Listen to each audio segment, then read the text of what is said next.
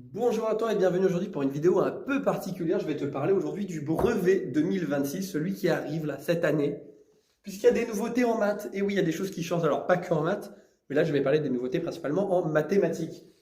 L'épreuve sera désormais en deux parties. Ça a été annoncé il y a peu de temps. On aura une épreuve du coup en deux parties. Alors les deux parties, quelles sont-elles? La première partie va concerner les automatismes et il n'y aura pas de calculatrice. Elle durera 20 minutes et ce sera sur 6 points. Alors, qu'est-ce qu'on appelle les automatismes? Peut-être le calcul, je pense, je le comprends ainsi.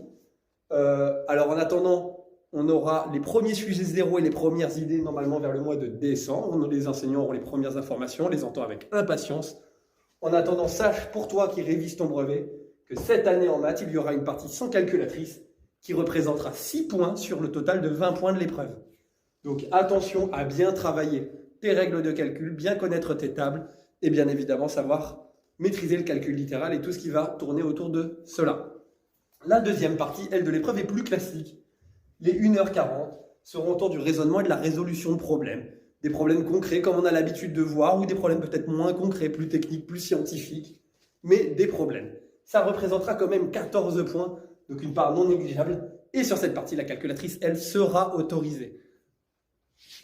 Je précise, et attention, ça revient pour cette année, 2 points de qualité de rédaction. Effectivement, ça avait un peu disparu ces dernières années. On a enlevé plus de points pour les qualités de rédaction. Ça revient, une copie mal présentée, mal écrite, quelque chose de mal fait en tout cas pourra être sanctionné. Donc il y a 2 points sur les 20 points de la copie qui seront des points de rédaction. Donc si on résume, 6 points sans calculatrice, puis 14 points avec calculatrice, parmi lesquels il y aura 2 points de qualité de rédaction. Bien expliquer ses raisonnements, ce genre de choses.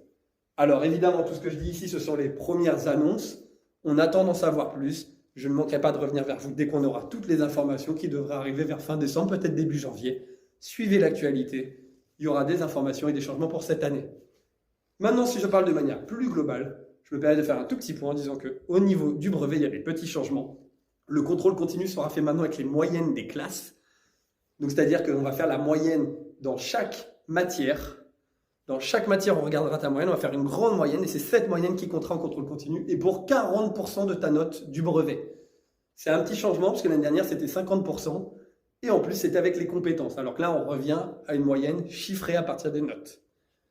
Et du coup, le contrôle, l'épreuve que je vous présente ici, elle comptera l'épreuve écrite pour 60% du brevet, donc une part un peu plus importante.